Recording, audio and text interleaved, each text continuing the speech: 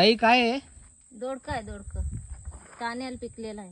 ताण्यात पिकलेलं आहे. हो, आणि कसं लागतं ते चवीला? चवीला एकदम मिठा म्हणजे गोड असतं का? गोड.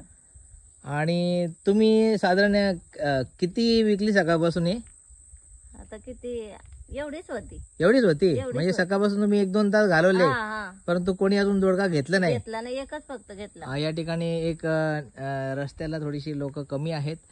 एकच दोडका कोणीतरी घेतला. तर ह्या ताई इथे उभ्या होत्या. मला एक सांगायचं आहे की हा जो आहे याला आमच्याकडे दोडका म्हणतात.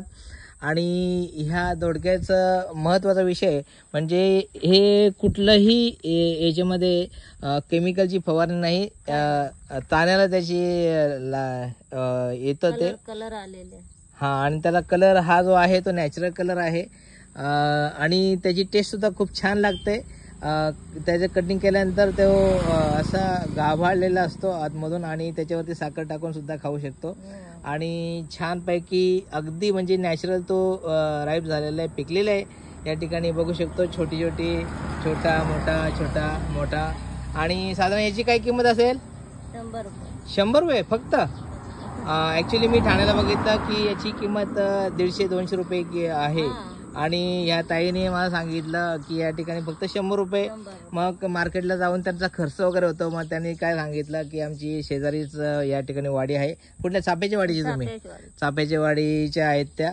आणि आपण नक्कीच ते घेणार आहोतच. आणि आपल्याला सुद्धा अशा काही जर नॅचरल फळं जर मिळाली तर नक्की घ्या. कारण ही फळं अत्यंत गुणकारी आहेत, औषधी आहेत आणि खूप रुचकर आहेत, टेस्टी आहेत. आणि कुठल्याही प्रकारचा खत त्यांना नसतो, नॅचरल ते पिकलेले असतात आणि त्यांचा गोडवा खूप छान असतो. म्हणून एक जी मेहनत करतात त्यांना एक मदत होईल आणि आपल्यासारख्या माणसाला चांगली वस्तू खायला मिळेल. धन्यवाद. हा व्हिडिओ आपल्यापर्यंत या आपल्या माहितीसाठी पोहोचवत आहोत. नक्कीच अशा ताईंना मदत होईल ह्या दृष्टीने आणि आपल्याला चांगली वस्तू मिळेल या दृष्टीने त्यांच्याकडून नक्कीच खरेदी करा.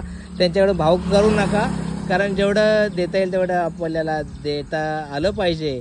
आणि ही लोक मेहनत करतात, त्यांना मेहनतीनं फळ देणे मिळालंच पाहिजे. आणि हीच वस्तू जर आपण ठाण्याला वगैरे घेतली, शहरामध्ये घेतली तर ती 150-200 रुपये वगैरे जाते ना. आणि इथे त्यांना जागीच विकायचे म्हणून त्यांनी 100 रुपये दिले. तर नक्कीच आपण ही कधी रस्त्यातून जात असताना अशी लोक भेटली तर त्यांच्याकडून अशा वस्तू खरेदी करा. धन्यवाद.